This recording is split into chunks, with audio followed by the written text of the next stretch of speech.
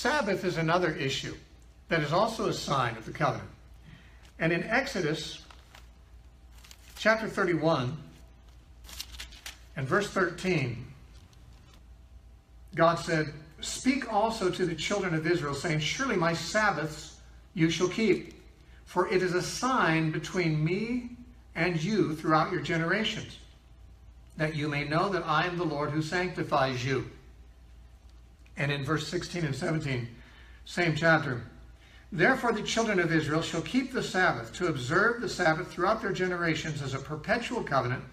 It is a sign between me and the children of Israel forever." So this is a sign of the covenant God made with the children of Israel. God gave a sign to Abraham and his children, which was circumcision. He gave the nation of Israel a sign called Sabbath. Now, no other nations were expected to keep the Sabbath. How do I know that? Well, because God said it was to be a sign between himself and Israel. If everyone was supposed to keep the Sabbath, how could it be a sign of the specialness of Israel? It's clear that Gentiles did not keep Sabbath, and only the Jews were commanded to do so.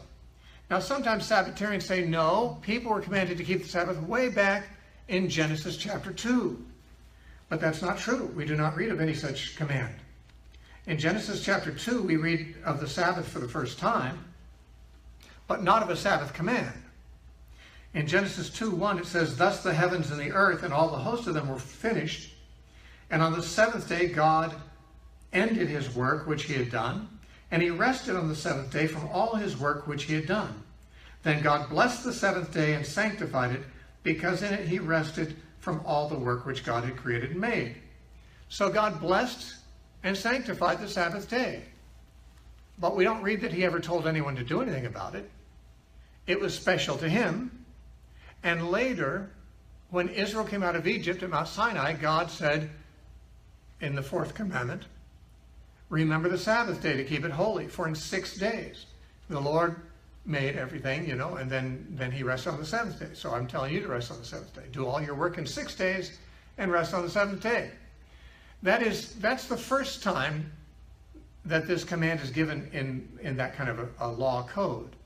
Now, the Sabbath was hinted at 4 chapters earlier than Exodus 20. In Exodus 16, when the children of Israel were gathering manna, God told them to gather manna for 6 days, but don't gather on the seventh day. He didn't use the word Sabbath, and he had not given a Sabbath law up to this point, but it certainly was anticipating it. He said, gather twice as much on Friday, and then on Saturday don't go out and gather any manna. So, and then it was 4 chapters later he gave them the 10 commandments, which included remember the Sabbath day to keep it holy. But until Israel came out of Egypt, we do not read of anybody at any time keeping the Sabbath day except God. And he only did it once, on the 7th day of creation. Jesus made it clear that God has not kept a Sabbath since that time, because when Jesus was criticized for doing his work on the Sabbath, he said, "My Father works hitherto and I work." What he's saying is, my Father works every day, that's why I work every day.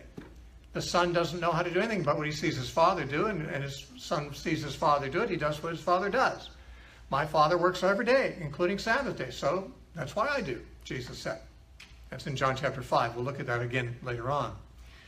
Now, the point here is, God doesn't stop working on Saturday, though he did cease from one of his works, the work of creation, on the first Sabbath. We do not read of God ever keeping another Sabbath, nor do we read of any people keeping Sabbath, until Israel came out of Egypt and God brought them in the wilderness to the place where he eventually gave them the 10 commandments.